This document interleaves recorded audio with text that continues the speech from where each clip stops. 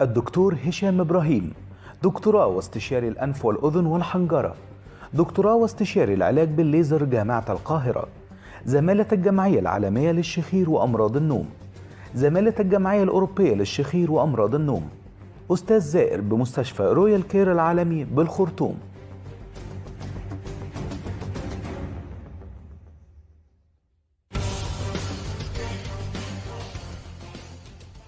اهلا بكم. النهارده حلقه من طراز خاص. موضوع الشخير يا جماعه ده موضوع خطير جدا على المستوى العلمي، ودراسات كتيره جدا دلوقتي في العالم من فتره طويله بتتكلم على الشخير وخطورته. انتوا عارفين الشخير مثلا بيؤدي الى الضغط العصبي، بيؤدي الى الصداع، بيؤدي الى العصبيه الزائده نتيجه نقص الاكسجين المزمن في دم الانسان. الشخير وجدوا انه له علاقه وثيقه جدا بضغط الدم المرتفع، لقوا انه له علاقه وثيقه باضطراب ضربات القلب. كمان الشخير مهم جدا ارتباطه بزياده الوزن، وخصوصا تكوينه معينه لزياده الوزن اللي هي منطقه الرقبه، يبقى فيها كميه دهون كتيره، تكون شورت نيك شويه، ما تكونش طويله. كل ده ارتبط بموضوع الشخير.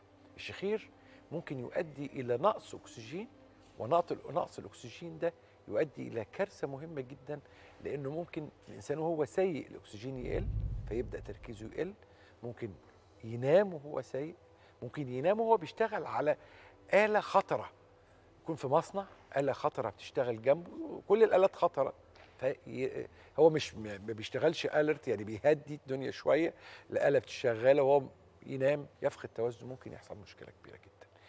موضوع الشخير واضح ان هو اكبر مما كنتم تتخيلون، واكبر مما يتخيله الكثيرون، وهذا هو عنوان الحلقه النهارده. عنوان مهم جدا، والنهارده اسمحوا لي نرحب بضيوفي. النهارده عندنا الموضوع في ضيف علمي طبعا، صاحب مقام متميز للغايه، وفي حاله مرضيه هتحكي كمان. النهارده اسمحوا لي ان نرحب بضيفي العزيز الاستاذ دكتور هشام ابراهيم. اهلا بيك يا دكتور هشام. اهلا بيك يا دكتور ايمن. سعيد بهذه الزياره سعاده غامره، واشكرك ان انت وجهت الدعوه لضيفين. طبعا يعني هتعرفوا ليه قيمه ان يكون في ضيفين، رغم ان العمليه معموله لواحد. هو ضيفي العزيز الاستاذ علاء ابو طالب. اهلا بيك يا استاذ علاء. اهلا بيك، منورنا وسعيد بهذه الزياره. اهلا بحضرتك. وطبعا مدام ريهام الشريف زوجة الاستاذ علاء، منورانا مدام ريهام، وسعيد جدا بهذه الزياره.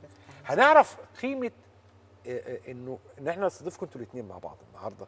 بس الاول هروح للدكتور في سؤال مباشر.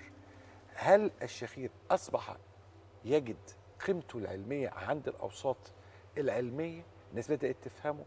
هل الجماهير او الجمهور العربي بدا يفهم خطوره هذه الحاله المرضيه بكل تداعياتها الكثيره والمؤثره على حياه الانسان، النفسيه ايضا، العضويه والعمليه؟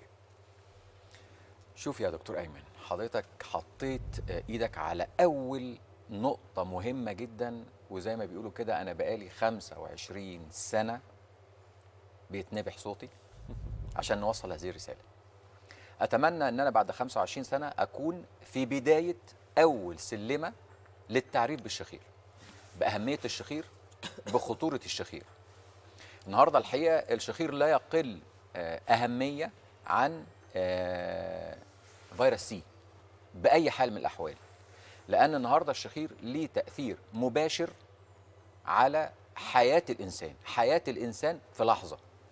النهارده يكفي ان اقول لحضرتك ان رخص القياده لا تعطى في اوروبا الا بعد ما يتعمل اختبار نوم، ويتعرف ان هذا الشخص ما بينامش وهو سايق، لان بنومه وهو سايق مش هو بس اللي هيموت، ده هيودي بارواح الكثيرين حوله.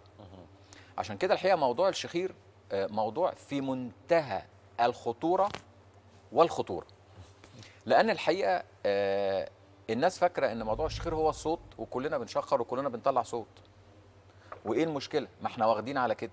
لكن الحقيقه لما نعرف ان هذا الصوت وما يستتبعه من مشاكل خطره جدا، هنقدر نقيم هذا الصوت وهذا المرض. الصوت زي ما احنا قلنا، زي ما حضرتك قلت وزي ما احنا قلنا قبل كده، ان مفتاح السر في موضوع الشخير هو كلمتين: قفله البق والاكسجين. الاثنين دول لو قدرنا نحلهم اتحل موضوع الشخير، واتحلت كل قصص الشخير. دي المجرى بتاع الهواء والنقص الاكسجين. بالظبط. حضرتك قفلت البق وحضرتك نايم، النفس بقى طبيعي، ما فيش شخير وما يستتبعه. اتفتح البق يبقى في مشكله كبيره كبيره، وما ينتج عنها قله الاكسجين. وخد عندك بقى نبدا قله الاكسجين باي حته في الجسم ويقول لي التاثير عليها. اول المخ مثلا، قلل الاكسجين على المخ، هتصحى الصبح ما انتش مركز، هتصحى الصبح التركيز قليل جدا، عندك نسيان، على الجهاز العصبي هتبقى طول النهار متنرفز مشدود، على القلب هيبتدي يبقى فيه ضغط، ويبتدي في مشاكل في القلب بذبحه وما يستتبعه بكل مشاكل القلب على جميع المستويات، وبتوصل ليه ان احنا بنعمل قلب مفتوح عشان نحل مشكله القلب الناتجه في كثير من الاحيان عن موضوع نقص الاكسجين. او يكون هو عامل مهم من العوامل. أكيد. يعني تصلب الشرايين مع نقص الاكسجين مع الضغط العالي، كل ده مع بعض. بالظبط كده، بالظبط كده. لو فتحنا بقنا بقى وما يستتبعه من التهابات في الحلق على طول. ناس كتير جدا بتبقى عندها التهابات في الحلق مش عارفه. ناس كتير جدا تصحى الصبح تعبانه تقول لك انا مش عارف تعبان مالي.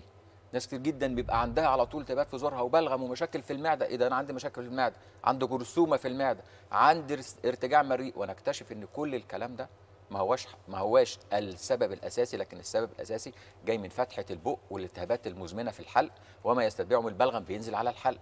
ناس كتير جدا مشاكل بطن، زي انتفاخ، زي الام، زي مغص، زي اسهال وامساك وجهاز هضمي ملخبط. شوف حضرتك، انا بمسك عضو وجزء. خد كل حاجه، الام الجسم في كل العظم، التهابات الكلى بسبب وجود بؤره صديديه في اللوز. احنا كل ده ما اتكلمناش على اللوز، لان اللوز هي اساس وجزء اساسي في موضوع الشخير. عايز اقول لحضرتك ايه تاني اكتر من كده. استاذ علاء، انا عايز ابدا معاك القصه من اولها. ايه اللي حصل؟ هو اللي حصل من البدايه ان انا كنت في البيت بتفرج على البرنامج بتاع حضرتك والدكتور، فلقيت الدكتور في البرنامج بيحكي كل الخطوات اللي انا بمر بيها، من ارهاق، من تعب، من مشاكل في الجهاز الهضمي، من نوم على الطريق. كنت بتنام على الطريق؟ انا نمت سايق؟ انا نمت يعني اوريدي، انا عملت حادثه على الطريق يعني الحمد لله وربنا ستر. يعني انا اول مره انام على الطريق. بالليل ما كنتش بعرف اخد نفسي كويس، كنت ممكن اقوم من النوم ان انا يعني اللي هو مفيش نفس، النفس مقطوع. حصل معايا في شغلي، يعني انا في شغلي حصل معايا ان انا جيت في نص شغلي كده نفسي وقف، يعني كاد ان انا قلت خلاص انا بموت. ده بجد. طبعا زوجتي طبعا يعني معايا وعشرت بقى معايا، استحملتني يعني. وكان في صوت واثناء النوم؟ اثناء النوم؟ طبعا في شخير اثناء. انت كنت عارف ان في كده؟ كنت عارف ان في كده. يعني هو الانسان بيقدر يعرف اذا كان بيشخر ولا لا؟ خلاص بقى مع اصحابي بقى يعني بيتقال له، لكن انت ما بتحسش؟ لا ما بحسش. لكن بتصحى من النوم حاسس بايه؟ زوري مقفول كل يوم. يعني انا ببقى نايم، انا ببقى عايز اخد النفس من مناخيري، انا باخده من بقي مفتوح بس على عرقي ناشف. النفس كنت عايز اخد هوا من مدام ولاء. قولي لي مدام ريهام، قولي لي ايه اللي حصل، يعني احكي لي بقى. هو علاء انا من ساعه ما اتجوزت هو بيشخر. ده زي الافلام العربي ده بجد. زي الافلام العربي. انت عارف الفيلم بتاع طير انت؟ في اول يوم يعني لقاها بتشخر، لكن هو اللي لقاها. وقعدت طبعا كتير ما بعرفش انام بالليل من صوته. طبعا اتعودت، بس بدات اخد بالي ان هو وهو نايم بيصحى فجاه. انا يعني لحظه غريبه جدا، يمكن بتكون ثانيتين، بس حد بيقوم فجاه من النوم مش قادر ياخد نفسه، وبعدين بيرجع يكمل نوم. الفتره الاخيره بقى طبعا حاولنا كتير، ان موضوع الشخير كان بيضايقه لما بيبقى راكب الطياره، لما يكون مسافر مع اصحابه وحد معاه في نفس الغرفه بتاعته، فكان يجي يقول لي فلان قال لي انا ما كنتش عارف انام من صوتك. حتى الناس لما كانوا يبقوا عندنا وهو نايم جوه، كنت انا نفسي ابقى قافله الباب ومتوتره جدا، لانه بجد لما كان يبقى عندي حد من اصحابي او بتكلم في التليفون وهو نايم جنبي، وانا بتكلم افضل اهز فيها عشان يبطل، عشان الصوت. الفتره الاخيره بقى بدا يعاني من مشاكل، ضغط الدم ارتفع. انت ضغطك عالي. اه بس انا أنت مش مريض ضغط. ممكن علاء مش دلوقتي مريض. قست الضغط بعد ما عملت عمليه؟ لا لسه. ما قستوش. بس ما فيش صداع. لا، ما هو الضغط ما يتقاسش على الصداع، لازم يقيسه. يعني دي قاعده مهمه، الصداع مش هو دلاله الضغط الوحيده، الضغط ده سايلنت، مرض بس هنطمن على الضغط بس يعني. كان صداع على طول بس الصداع ده برضو انا طول عمري عارفه انه بيجي له صداع، مش عارفين من ايه خالص. وبنعمل تشيك اب كتير مفيش سبب. بس الفتره الاخيره بقى الضغط العالي بدا عندك يعلى. حد في العيله كان عنده ضغط؟ لا خالص. مفيش في العيله حد عنده؟ لا. وبدانا نعمل تشيك اب فعلا، لانه بدا يعلى كتير ويروح لوحده يعني. عايز اسال برضو، يعني في طوال الفتره اللي فاتت كان في محاولات ان احنا ندور على المشاكل دي سببها ايه ولا ايه؟ طبعا رحنا للدكتور من سنه بالفعل، انف واذن وحنجره، وهو شاف عند علاء بعض من المشاكل. انه في ارتخاء في سقف الحلق، طبعا بيشخر اوكي، بس دخلنا في قصه تانية خالص. لازم تروح لدكتور باطنه علشان انت عندك ارتجاع مريئي، فالسقف عندك لو دخلنا عمليات هيحصل نزيف جامد. فدخلنا في قصه تانية كده، وبعدين نسينا بقى يعني خلاص الموضوع عدى على كده. فكرنا في حاجه وسيبنا حاجه. بالظبط. عايز اروح بقى يعني لسؤال مهم يا استاذ علاء، يعني المعاناه، نقص اكسجين، صداع، ضغط بيرتفع، طب ماشي، غير كده كنت بتحس بايه تاني؟ هل مثلا كان في ضربات قلب سريعه؟ انت قلت لي حكايه ان انت كنت بتشخر وانت في الطياره. دي حقيقه. يعني الطياره ده خطر جدا على فكره. كنت يعني بمجرد ما اطلع الطياره شويه والاقي نفسي رحت نمت. بس لازم اصحى تاني عشان اللي جنبي. انت عارف نقص اكسجين؟ طبعا نقص اكسجين ده في منتهى الخطوره. قررت بقى انت تعمل خلاص، يعني انت قررت ان انت تعمل عمليه. بالظبط.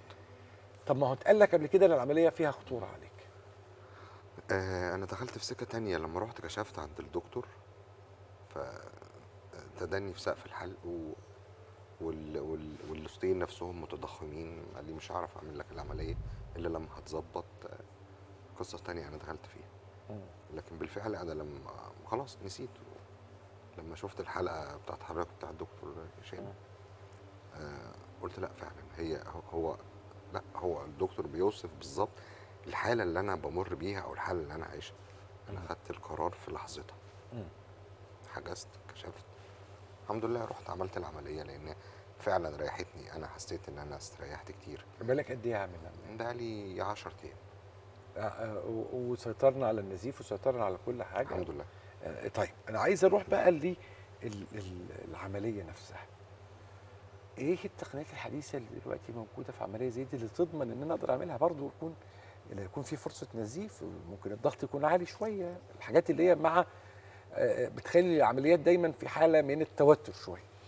شوف حضرتك، احنا عندنا في موضوع الشخير والدياجنوزس بتاعه احنا عندنا فحوصات داخل المركز بتتعمل اكتر من 15 حاجه بتتعمل. يعني الاستاذ علاء هو جاي هو ملى الشيت بتاع الشخير. الشيت بتاع الشخير ده بيتسأل 10 اسئله وبيتجاوب عليهم وبيخش لي بشوف الكلام ده كله، واخد بال حضرتك ازاي، وبيتفحص وبعرف الهيستوري بتاعه، بعرف عمل عمليات قبل كده ولا لا، بعرف كل الهيستوري بتاعه اللي يختص بموضوع الشخير. اكتر من كده بنعمل طبعا فحص على مجرى التنفس بالمنظار. عملنا الفحص بالمنظار للاستاذ علاء، لقيت طبعا عنده مناخيره كانت كويسه جدا الحمد لله، ودي حاجه يعني كويسه.